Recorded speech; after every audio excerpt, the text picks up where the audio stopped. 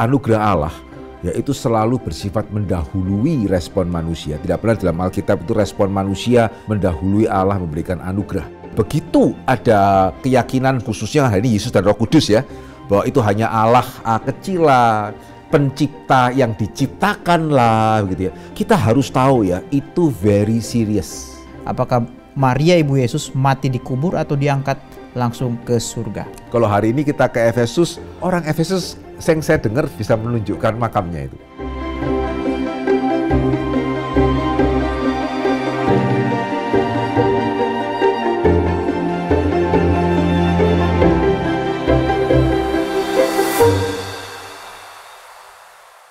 Selamat datang di Fokus Q&A, Fondasi Kekristenan untuk Semua. Program yang memfasilitasi iman kita dalam mencari pengertian menuju orang Kristen yang dewasa. Saya Kias, host dari Fokus Reform 21. Bersama saya hadir Pendeta Dr. Henry Ongkowijoyo, dosen perjanjian baru dari STT Reform Injili Internasional, yang akan meresponi pertanyaan-pertanyaan kita. Halo Pak Henry, selalu senang kalau Pak Henry kembali ke studio menjawab pertanyaan kita. Puji Tuhan. Hari ini kita akan banyak pertanyaan juga follow up mengenai pandangan mengenai Katolik, doktrin-doktrin yang kita bahas sekian waktu yang lalu itu ya. Ya, ada yang bertanya doktrin-doktrin tertentu yang mungkin kita punya pandangan yang berbeda, dan juga mungkin ada yang keberatan kita mengatakan mereka saudara seiman. Ya, tapi kita mulai di pertanyaan pertama dulu, Pak. Mengapa membaptis bayi yang belum mengerti imannya? Apa dasar teologisnya, Pak? Iya. Ya, jadi memang hari ini ya secara praktek gerejawi kita melihat ada dua yang berkenan dengan anak-anak. Ya, ada sebagian gereja seperti GRI gitu yang kita membaptis anak, ada sebagian lain yang penyerahan anak. Selalu keberatannya adalah kan anak-anak itu belum mengerti apa-apa gitu. Jadi kenapa kok membaptis mereka? Ya kenapa kok tidak menyerahkan mereka kepada Tuhan, tunggu mereka dewasa kemudian baru dibaptis, atau baru kemudian mereka menyatakan iman gitu ya. Sebetulnya dasarnya sangat jelas ya. Kita melihat dalam Alkitab itu anugerah Allah yaitu selalu bersifat mendahului respon manusia. Tidak pernah dalam Alkitab itu respon manusia atau aktivitas manusia yang baru kemudian mendahului Allah memberikan anugerah.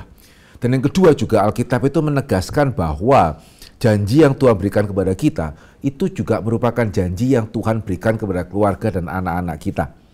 Nah memang ya kita hari ini hidup pada zaman yang sangat individualis. Ya sehingga seringkali kita mengatakan ya Tuhan tidak mempunyai cucu dan seterusnya. Which is dalam satu pengertian itu pernyataan yang tidak bisa dikatakan juga sepenuhnya salah ya. Tapi kalau kita kembali kepada Alkitab ya kita melihat misalnya saja ya, kalau saya boleh sedikit membacakan ya dari khotbah Petrus ya. Petrus mengatakan apa ya? Petrus mengatakan janji ini adalah bagi engkau dan bagi anak-anakmu. Ya Kisah 2:39. Ya sebab bagi kamulah janji itu dan bagi anak-anakmu dan bagi orang yang masih jauh, yaitu sebanyak yang akan dipanggil oleh Tuhan Allah kita. Ya sehingga di sini kita melihat Allah menjanjikan Kristus, menjadikan keselamatan, menjadikan karunia Roh Kudus itu bukan hanya bagi kita ya, tetapi juga bagi anak-anak kita. Ya sehingga ada satu kasus kalau mau dikatakan yang menarik ya di dalam 1 Korintus. Ya ketika jemaat Korintus bertanya, jikalau pasangan saya itu bukan Kristen, ya apakah boleh perceraian diizinkan? Paulus mengatakan bahwa tidak sih, kecuali memang pasangan yang tidak seiman itu yang meminta. Ya dan yang menarik dia mengatakan bahwa ya seorang anak ya meskipun hanya salah satunya saja, salah satu dari orang tuanya itu yang Kristen ya, tetap anak itu adalah anak kudus.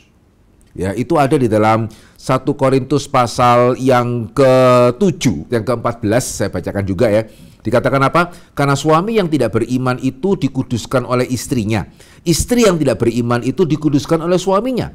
Andai kata tidak demikian, niscaya anak-anakmu adalah anak cemar, tetapi sekarang mereka adalah anak-anak kudus.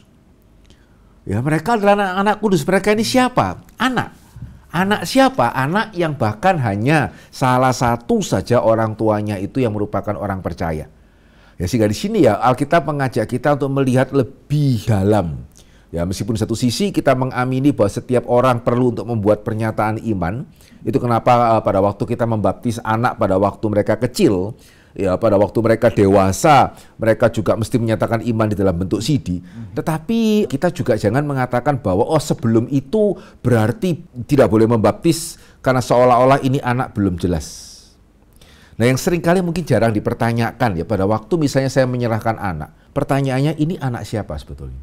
Ya, anak saya atau anak Tuhan? Ya, dan kalau saya menyerahkan anak, kapan saya tahu bahwa Tuhan mau menerima anak yang saya serahkan? Dan kalau terjadi sesuatu pada anak kita gitu ya, sebelum mereka menyatakan iman, terus bagaimana? Berarti keselamatannya tidak jelas? Ya karena kita tidak bisa mengatakan ya anak-anak tidak berdosa gitu ya. Kan tentu kita tidak bisa mengatakan seperti itu. Ya, sehingga kalau itu anak-anak saya dan saya serahkan kepada Tuhan gitu ya, dan baru bisa tahu pastinya Tuhan menerima itu ketika dia sudah menyatakan imannya, ketika something happen kepada anak yang bersangkutan pada waktu dia remaja lah misalnya gitu ya, di mana jelas gitu ya, siapa berani orang tua mengatakan remaja tidak berdosa gitu. Lalu apa yang akan terjadi pada anak yang bersangkutan begitu? Ya, sehingga di sini yang menarik ya, kita melihat baik gereja yang membaptiskan anak ya maupun gereja yang menyerahkan anak, herannya ya sama-sama ada suatu keyakinan bahwa anak orang percaya ini adalah anak Tuhan. Tahu dari mana? Ya karena baik gereja yang membaptiskan anak ataupun yang menyerahkan anak, ketika hal itu terjadi ya, dan kita mengadakan kebaktian, kan namanya sama ya, kebaktian penghiburan. Ya sementara kalau kita belum jelas ini anak siapa ya, dihiburnya mau penghiburan yang seperti apa? Berarti pengharapan kita seperti apa? Nah ini menarik ini. Ya sehingga gereja yang juga menyerahkan anak, even sebelum anak itu kemudian menyatakan imannya, tetap kalau yang kita tidak harapkan terjadi, seorang remaja meninggal dunia, kita tetap mengadakan kebaktian penghiburan loh. Ya karena seperti Roh Kudus itu sudah menyatakan kepada kita ya, kepada orang tua, ya, kepada guru-guru sekolah minggu juga, bahwa kita itu sebetulnya bukan membesarkan anak tidak jelas menjadi anak Tuhan. Ya demikian juga guru-guru sekolah minggu itu bukannya kita di dalam misi menjadikan anak tidak jelas menjadi anak Tuhan. Ya tapi kenapa orang tua Kristen membesarkan anak? Kenapa gereja mengadakan sekolah minggu? Karena kita tahu kepada kita dipercayakan anak Tuhan. Ya sehingga karena dia adalah anak Tuhan, maka kita kita diberikan tanggung jawab untuk menjadikan anak Tuhan itu sesuai perilakunya dengan natur dan statusnya. Ya, jadi sekolah minggu itu bukan untuk membuat anak tidak jelas, apalagi anak hantu gitu ya, menjadi anak Tuhan, tidak loh. Ya, asumsi daripada guru-guru sekolah minggu, pembina sekolah minggu itu adalah ini anak Tuhan, dipercayakan kepada kita, bagaimana supaya anak Tuhan ini juga boleh kelihatan di dalam perilakunya. Ya, sehingga kenapa ya kita membaptiskan anak-anak, ya karena mereka sudah adalah anak Tuhan. Anak orang percaya itu sudah adalah anak Tuhan, bukan sebaliknya gitu. Bagaimana dengan gereja-gereja dengan alasannya praktikal begitu, menunggu mereka remaja atau dewasa dulu benar-benar mengerti baru mereka dibaptiskan gitu. Jadi tidak sembarang, oh saya sudah dibaptis gitu, tapi punya kesaksian yang tidak baik misalnya. Nah ini yang indah ya, sakramen itu selalu juga berdampak praktis. Gitu. Sehingga kalau kita membaptiskan anak, karena dia anak Tuhan ya, ketika orang tua membaptiskan anaknya dengan kesadaran, ya maka harusnya dia itu disadarkan bahwa dia sedang membesarkan anak Tuhan. Ya sehingga pada waktu ya anaknya itu katakanlah nakal, anak Tuhan kan bisa nakal gitu ya. Nah hari ini kita melihat ya banyak orang tua itu yang merasa putus asa lah terhadap anaknya. Gitu ya, mungkin masih takut anaknya itu nanti benarkah anak Tuhan. Nah harusnya ya kalau baptisan anak itu dijalankan dengan benar, gitu ya, maka orang tua yang membaptiskan anak akan memandang anaknya secara berbeda. Ya, demikian juga gereja akan kalau menyadari akan hal ini ya, ketika di sekolah minggu kan tidak hanya ada anak yang nurut gitu ya, ada anak yang nakal. Nah bagaimana guru mesti memandang anak yang nakal, bukan dasar ini bukan anak Tuhan, bukan gitu loh ya. Gitu. Dan ketika orang tua dan orang-orang dewasa membesarkan anak-anak dengan kesadaran bahwa ini adalah anak Tuhan, itu berdampak akan sangat baik untuk anak itu sendiri loh. Gitu ya. Jadi orang tua juga tidak akan kemudian takut mendisiplin, gitu ya, tetapi juga tidak akan kemudian merasa putus asa kepada anak. Ya, sehingga anak yang dibesarkan oleh orang-orang dewasa ya, yang mengamini adalah anaknya adalah anak Tuhan yang sudah disahkan oleh umat Tuhan. Ya sakramen itu kan sifatnya bukan sekedar pribadi ya.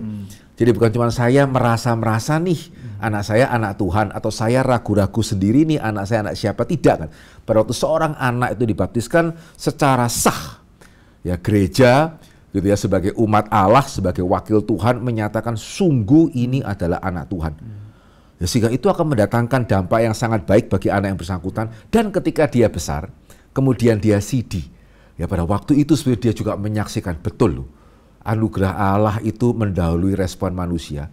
Dulu waktu saya dibaptis, anak saya masih owek-owek begitu ya. Nah sekarang begitu ya, oleh anugerah Tuhan dan juga oleh orang tua, oleh gereja yang boleh Tuhan pakai membesarkan saya menyatakan saya tahu Yesus itu siapa, saya menyatakan diri sebagai anak Tuhan. Baik sekali tuh, gitu ya. Jadi tidak harus menunggu dia dewasa baru kemudian dia bisa menyatakan iman. Sebelum itu udah jelas nih ini anak siapa. Gitu. Tadi Bapak bilang ketika dibaptis itu otomatis itu yang membesarkan dia juga bukan hanya orang tuanya tapi seluruh gereja, seluruh umat Tuhan dalam gereja itu. Itu melawan individualisme hari ini juga. Ya, hari ini kita harus hati-hati ya.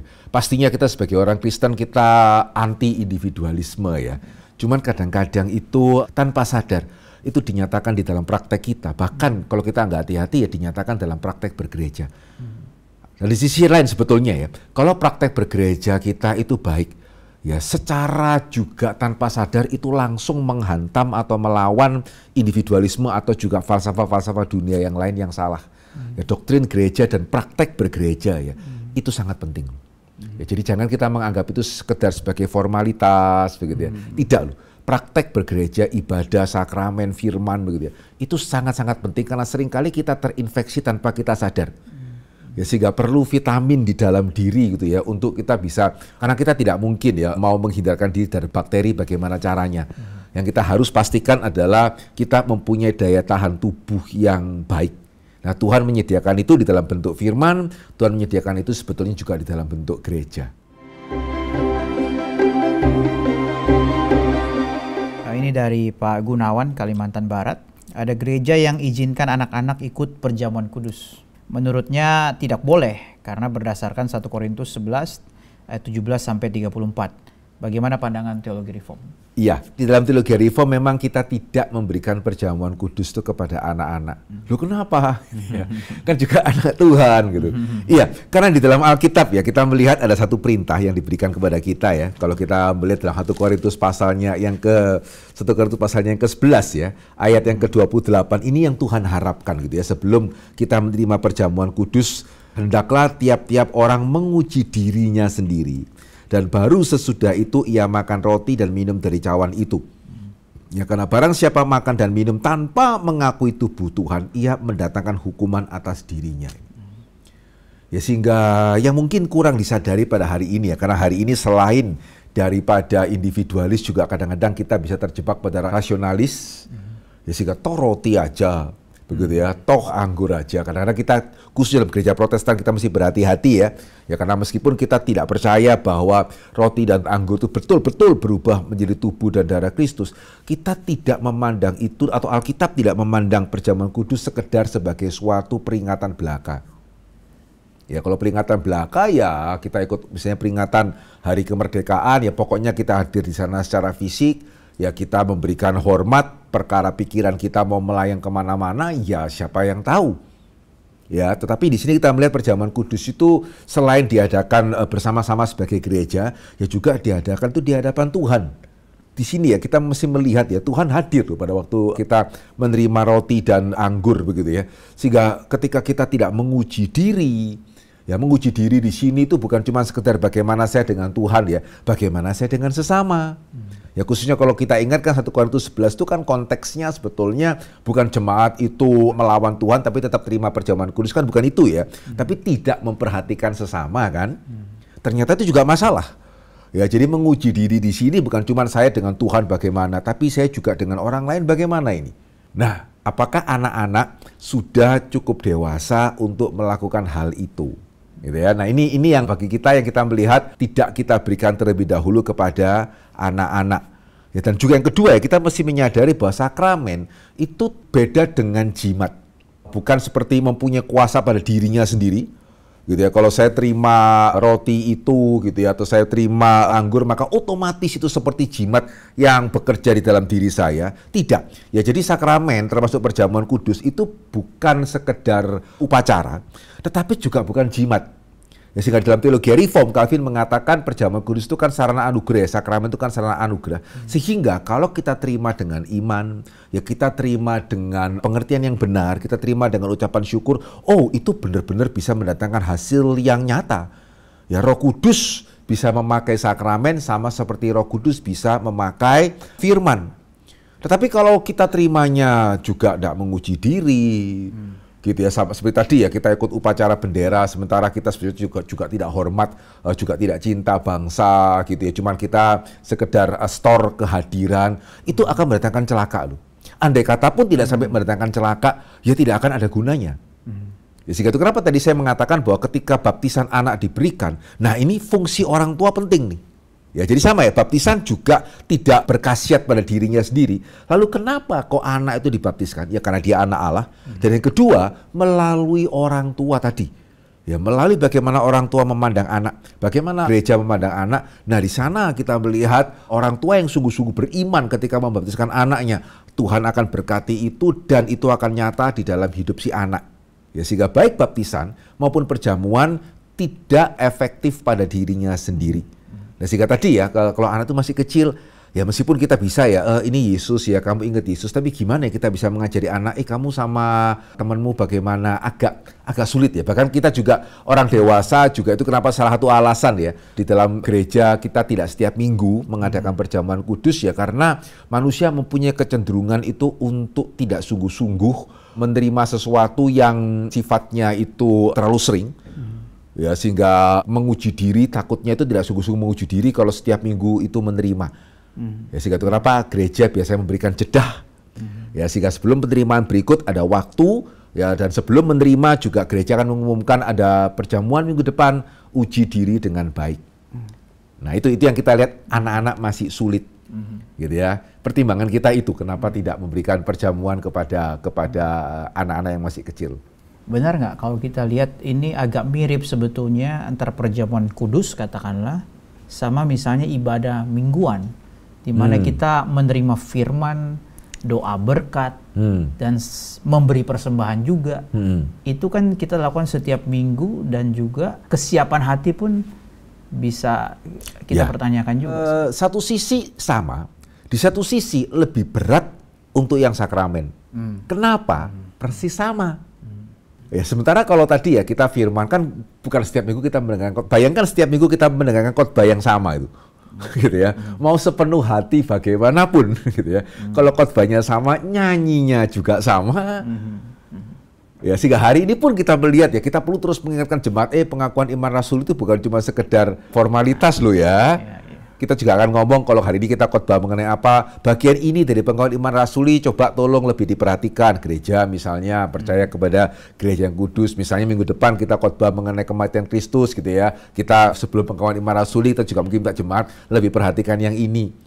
Nah, itu tadi saya mengatakan, betul ya, ibadah pun juga jangan kita lakukan dengan sekedar hadir, tetapi lebih mudah karena ada aspek gitu, pengkhotbah yang memberitakan khotbah dengan baik, mempersiapkan dengan baik, yang pesannya ada perbedaan, lagu-lagu yang juga disesuaikan dengan tema khotbah gitu ya, doa-doa juga yang tidak persis sama, pokok doanya setiap minggu. Perhatikan aja, begitu kita mendoakan pokok doa yang sama 4 minggu berturut-turut, lain itu sudah itu. Apalagi kalau perjamuan kudus itu terus ya selama sekian puluh tahun. Ya, sehingga itu kenapa secara praktis kita melihat kok kita tidak mau perjamuan kudus diterima tanpa persiapan hati yang baik, itu kenapa dikasih jeda. Pertanyaan yang merupakan follow up dari episode mengenai pandangan mengenai Katolik. Bagaimana menyikapi perbedaan doktrin dengan Katolik dan Ortodoks? Apakah mereka itu saudara seiman? Ya, oke. Sebelum saya menjawab ya, mungkin saya ingin mengatakan saya bersyukur sih ada follow up seperti ini. Ya, saya bertemu dengan seseorang yang dia tanya kepada saya mengatakan, coba tuh kamu masukkan ke fokus. Gitu, dia mengatakan, iya, tapi kalau fokus kan kadang-kadang saya masih ada pertanyaan lagi, susah ya. Memang ini keterbatasan ya, begitu ya. Sehingga kalau ada follow up seperti ini, saya pribadi sangat-sangat appreciate gitu. Sekarang dengan ortodoks gitu ya. Seperti yang saya pernah jelaskan pada waktu fokus Allah Tritunggal. Ya, sehingga paling sederhananya ya, sejauh mana kita bisa mengatakan seseorang tetap saudara seiman, sejauh mana kita mengatakan atau at least mulai ragu ya, betulkah dia saudara seiman? Secara pengakuan iman ini saya mengatakan ya, yaitu berkenaan dengan pengakuan iman kita berkenaan dengan Tritunggal. Ya, sehingga doktrin Tritunggal, waduh kalau mungkin kita memikirkan, wah Tritunggal itu begitu rumit. Ya, sehingga bagaimana caranya untuk menjadikan Tritunggal sebagai standar. Nah, ini yang menarik memang ya, dari kebenaran firman Tuhan, hal yang sederhana bisa sekaligus sangat dalam. Hal yang sangat dalam bisa sekaligus sederhana. Sebetulnya ya, untuk Tritunggal yang sangat rumit, itu bisa disimpulkan hanya dengan 3 pernyataan yang sangat sederhana. Allah itu Esa, ya, Allah itu 3 pribadi, ketiga pribadi itu sepenuhnya Allah. Ya, saya percaya ini sangat sederhana sehingga tidak akan ada orang yang sangat kesulitan untuk menghafal ya. Allah itu Esa, Allah itu 3 pribadi, ketiga pribadi itu sepenuhnya Allah. Sejauh yang saya bisa mengatakan, saya belum pernah menemukan bidat yang setuju ketiga hal ini dengan kita, beda di dalam hal yang lain. Yang namanya bidat itu pasti ya, kalau bukan beda 1, ya beda 2 dari 3 itu. Demikian juga, kalau 3-3-nya beda, itu bukan bidat sih, itu langsung bukan Kristen gitu ya. Jadi itu sudah no question kalau percaya Allah misalnya itu banyak, ya kita pasti ya, itu bukan Kristen gitu. Tetapi yang dipertanyakan tadi kan berkenaan dengan saudara seiman nih. Nah, berkenaan dengan saudara seiman, 3 hal itu yang kita mesti pegang. Nah, dari 3 itu ya, kalau saya boleh jabarkan lagi, mestinya ya di antara orang Kristen jarang yang akan mengatakan Allah itu banyak. Ya, jadi Allah adalah Esa, hari ini mesti cukup aman ini. Gitu ya, Kristen manapun, ya termasuk yang mungkin kita anggap sebagai, hari ini kita kategorikan sebagai bidat, juga akan percaya Allah itu Esa. Ya, sehingga dari 3 ini, pertama ini paling aman. Gitu ya. Nah, 2 yang lain ini yang kita mesti harus awas. Ya, banyak yang seolah-olah percaya Allah itu tunggal-enggal. Ya, jadi tidak percaya 3 pribadi. Ya, seolah-olah 2 pribadi yang lain itu ya hanya merupakan manifestasi yang berbeda. Itu saya sebut sebagai yang tunggal-enggal. Nah, ini yang kita mesti awas nih. Tetapi di dalam konteks pada hari ini ya, yang paling saya lihat itu kita perlu sangat waspada yang ketiga. Ya, jadi percaya ada Allah itu 1, percaya Allah itu 3 pribadi, tetapi percaya bahwa hanya 1 pribadi saja yang sungguh-sungguh Allah. Ya, 2 yang lain itu entah A kecil lah, Allah A kecil atau simply sekedar kuasa. Nah, kalau saya mengatakan itu terjadi ya berarti kita tidak sedang datang kepada dalam satu pengertian ya, tidak datang kepada Allah Alkitab yang sama. Ya, sehingga ketika itu terjadi ya kita tidak bisa menerima baptisannya. Ya, sehingga saya tekankan di dalam menjawab pertanyaan yang sebelumnya mengenai Katolik ya, kita ya Allah Tritunggalnya sama. Ya, sehingga hal itu yang saya rasa hari ini kita benar-benar perlu untuk perhatikan, khususnya yang ketiga. Ya, sehingga begitu ada keyakinan bahwa Yesus, khususnya hari ini Yesus dan Roh Kudus ya, bahwa itu hanya Allah A kecil lah, pencipta yang diciptakan lah gitu ya. Kita harus tahu ya, itu very serious.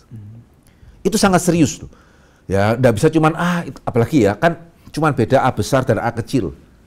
Gitu aja loh, so what gitu loh, begitu ya. Oh, itu serius ya. Karena andai kata misalnya yang diyakini itu betul ya, Yesus adalah pencipta, tapi yang diciptakan. Ya, dia Allah dalam pengertian karena dia pencipta, tapi A kecil dalam pengertian dia diciptakan oleh Allah Bapa. Berarti ya, pada waktu kita menyembah Yesus, kita bedanya apa dengan menyembah berhala? Kan orang Kristen hanya boleh menyembah Allah. Ya, kita harus menghormati orang tua ya. Tapi orang Kristen kan hanya menyembah Allah. Itu kenapa kita tidak menyembah malaikat misalnya. Gitu ya, karena semulia-mulianya malaikat, ya mereka ciptaan. Ya, seberjasa-berjasanya orang tua, sehormat-hormatnya kita sama orang tua, mereka adalah ciptaan. Jadi kalau sampai kemudian betul ya, Yesus itu A kecil, kita menyembah dia, kan kita berdoa juga dalam nama Yesus begitu ya. Kita sebetulnya dengan penyembah berhala tipis sekali loh bedanya. Gitu ya. Jadi setahu saya gereja ortodoks juga masih mempercayai ketiga hal tadi. Ya, Allah itu Esa, Allah itu 3 pribadi, ketiga pribadi itu sepenuhnya Allah. Ya, sekaligus juga Allah Roh Kudus itu sepenuhnya Allah, bukan sekedar kuasa. Nah, 3-3 ini mesti dipegang bersama-sama, intention. Di dalam ketegangan, tidak boleh satu mengorbankan yang lain. Lebih jelasnya nanti bisa melihat di dalam sesi fokus. Kenapa bagi Bapak Katolik tidak sesat atau bidat? Bukankah di Katolik ada ajaran mengenai Maria Immaculata, mendoakan arwah, purgatori, dan berdoa kepada santo atau santa? Apakah doktrin tersebut tidak sentral? Apakah Maria Ibu Yesus memiliki dosa, baik dosa asal maupun dosa aktual? Jika ada, dosa apa yang dilakukan? Adakah bukti pendukung? Apakah Maria Ibu Yesus mati dikubur atau diangkat langsung ke surga? Oke, baik. Ya, harusnya kalau untuk pertanyaan yang pertama tadi ya, jawabannya sudah saya singgung tadi. Kenapa kok gereja Katolik itu tidak kita sebut sebagai bidat ya? Karena jikalau mereka bidat, ya berarti setiap jemaat Katolik itu keselamatannya bagaimana itu? Apakah berarti mereka semua tidak diselamatkan? Ya, saya mengatakan di dalam sesi sebelumnya enggak loh. Saya sangat yakin bertemu dengan mereka yang sungguh-sungguh percaya Kristus. Ya sehingga karena itu sih, ya kita tidak menggolongkan mereka itu sebagai bidat. Ya kita menerima baptisan mereka, gitu ya, karena kita mengamini mereka dibaptiskan di dalam nama Allah Tritunggal yang sama. Ya bahkan juga ya gereja Katolik juga sampai hari ini masih menerima pengakuan iman Nisea, Kalsedon, begitu ya. Ya sehingga secara Allah Tritunggal kita sama loh, gitu. Tapi kalau saya boleh mengatakan lebih lanjut ya, kan kita mengadakan fokus ini kita rindu jemaat menjadi semakin dewasa. Nah, salah satu hal yang menandakan dewasa adalah ketika kita melihat sesuatu lebih bernuansa. Nah, bernuansa itu bukan berarti relativis ya, oh semuanya sama kok, tidak. Karena tadi dari jawaban saya pada pertanyaan sebelumnya, kita masih mengakui bidat itu ada, gitu ya. Jadi kita bukan relativisme, tetapi ya bukan relativisme itu bukan berarti juga kita dualisme, benar sepenuhnya, gitu ya. Atau kalau nggak benar sepenuhnya itu bidat, enggak. Ya, nuansa itu berarti kita melihat ya, termasuk kita juga tidak sempurna. Nah, termasuk juga yang berbeda dengan kita, tidak semuanya itu bidat. Ya, ada perbedaan-perbedaan yang bisa digradasi gitu. Ya, sehingga itu dewasa ya, kita melihat hal itu lebih bernuansa ya. Bukan kalau nggak benar berarti salah. Ya, kalau nggak persis sama seolah-olah berarti bidat, tidak loh. Ya, sehingga berkenaan dengan ini juga ya, pada waktu kita mengatakan gereja Katolik bukan bidat, bukan berarti kita setuju semua yang mereka katakan. Ya, bukan berarti apa yang mereka katakan itu tidak salah. Tidak loh. Jadi mungkin sebagai contoh dulu ya, sebelum saya menjawab beberapa pertanyaan mengenai Maria gitu ya. Sama ya, ketika kita sedang mencari pasangan hidup, ada nggak pasangan hidup yang sempurna? Tidak ada. Ya, sehingga kalau kita mencari pasangan hidup yang sempurna, ya berarti ya kita nggak akan menikah. Tapi juga bukan berarti, oh berarti semua pria itu tidak ada yang sempurna. Berarti saya jadi sama pria pertama yang saya ketemuin. Yaitu itu membawa diri dalam pencobaan itu.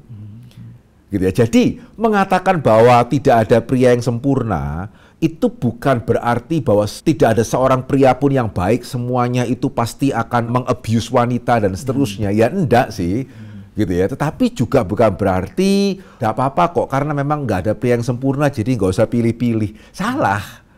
Itu namanya nuansa ya, sehingga kadang-kadang saya memperhatikan di dalam hidup itu kita ada nuansa loh, tapi somehow ya di dalam iman kita seringkali kalau nggak gini ya berarti gini gitu. Gitu ya. Nggak sih. Jadi saya pribadi banyak hal tidak setuju dengan gereja Katolik. Ya, tetapi ketidaksetujuan saya, dan saya bisa bertanggungjawabkan sebentar lagi kita mau menjelaskan mengenai Maria, saya tidak melihat bahwa mereka bukan saudara seiman saya sih. Meskipun ada banyak praktek juga yang tidak tepat, gitu ya. Termasuk juga kalau mau dikatakan di dalam konsep gereja Katolik akan Bunda Maria. Mengenai dengan purgatori, mungkin saya rasa ini kan kita lagi banyak nih terima pertanyaan mengenai akhir zaman ya. Jadi kita akan jawab aja satukan dengan pertanyaan lain ya. Gitu ya, tapi mungkin yang cukup spesifik di sini berkenaan dengan Maria ya, begitu ya. Jadi ya kalau ditanyakan tadi apakah kita setuju dengan konsep gereja Katolik berkenaan dengan Bunda Maria, tidak. Meskipun kita harus garis bawahi, sangat garis bawahi, bukan berarti orang Kristen tidak menghormati Bunda Maria loh. Enggak loh. Gitu ya, bagi saya kalau mau dikatakan ya seorang wanita ya yang saya pribadi itu paling menghormati di seluruh Alkitab itu adalah Ibu Tuhan Yesus tuh. Ya, itu imannya luar biasa, kerendahan hatinya luar biasa. Ya, di atas kayu salib itu ketika semua murid Yesus yang cowok-cowok itu gitu ya, pada pergi gitu ya, Ibu Yesus tetap ada di situ. Ya, dan tidak pingsan-pingsan begitu ya. Itu luar biasa sih. Ya, berarti menunjukkan dia ingat ya apa yang dia dengar 30 tahun lalu ketika Simeon mengatakan pedang akan menembus hatimu. Ya, sehingga mengatakan bahwa kita tidak berdoa kepada Bunda Maria tidak sama dengan orang Kristen tidak menghormati Bunda Maria, sama sekali tidak. Tetapi kalau pertanyaannya tadi ya, apakah Bunda Maria itu berdosa? Dan yang menarik tadi sih, bagi saya menarik, kalau dia melakukan dosa apa gitu ya, ayatnya di mana gitu. Sebetulnya sih jawabannya harusnya kalau kita kembali kepada firman Tuhan cukup jelas ya. Karena kalau saya boleh coba tanya kepada Vikaris Kias kembali ya, Tuhan Yesus berdosa tidak? Tidak. Kenapa? Karena dia Allah. Karena dia Allah? Iya. Semata-mata karena itu, kan dia menjadi manusia kan? Manusia taat sepenuhnya. Tapi kan kita tahu ya, dosa kan bukan cuma dosa perbuatan ya. Oke. Yeah. Gitu ya, sehingga kenapa Tuhan Yesus kok tidak berdosa? Kita tahu ya, karena dia lahir dari anak darah. Anak darah, oke. Gitu ya. Jadi kenapa Yesus harus lahir dari anak darah? Itu bukan supaya tampil beda loh. Fakta bahwa Yesus lahir dari anak darah ya, bukan hanya dicatat di dalam Alkitab. Ya, tapi saya percaya hanya Alkitab itu yang menjelaskan why. Ya, kenapa ini? Bukan sekedar tampil beda, mau lain daripada yang lain. Gitu ya, sudah ada ini Adam yang tanpa ayah, tanpa ibu. Hawa, ya ada pria tanpa wanita. Kita ada pria, ada wanita. Wah, biar lain sendiri nih Yesus. Gitu ya. Ada ibu, tidak ada ayah, bukan loh. Tetapi ya karena supaya dia tidak mewarisi dosa Adam. Karena dia juru selamat. Ya, sehingga kalau ditanya ya, Maria itu berdosa atau tidak, saya bolehkah tanya ganti gitu ya. Maria punya ayah ibu atau hanya ayah atau hanya ibu atau bagaimana? Ya saya rasa ya orang Katolik pun akan menjawab ya punya sih, meskipun kita tidak tahu siapa ya, tidak ada catatan dalam Alkitab ya mengenai ayah dan ibu dari Bunda Maria, tetapi ya adalah. Yang berarti Bunda Maria sama dengan kita, ya dilahirkan dari dua orang tua yang berdosa, yang berarti juga sama-sama mewarisi dosa asal yang akan nyata di dalam dosa perbuatan. Nah, ketika ditanya apa dosa daripada Bunda Maria, ya sama seperti dosa Vikaris Kias, sama dengan dosa saya, sama juga dengan dosa saudara yang bertanya begitu ya. Bukan berarti kemudian dosa itu berarti kita harus mencuri lah, kita harus sengaja menipu, tidak ya. Tapi siapa di antara kita yang meskipun tidak pernah masuk ke dalam penjara, dan jangan sampai kita masuk ke dalam penjara, yang bisa mengatakan kita tidak berdosa? Ya dengan pikiran, dengan perasaan, dengan perkataan, ya sama. Ya meskipun saya percaya begitu ya, secara perbandingan manusia pastinya tadi saya mengatakan Bunda Maria itu bagaimana lebih kesungguhannya di hadapan Tuhan. Ya pastinya sah saya kalau kita mau mengatakan dia akan lebih kusyuk gitu ya, dia akan lebih rendah hati, dan juga Alkitab mencatat dia ikut berdoa juga gitu ya menjelang Pentakosta.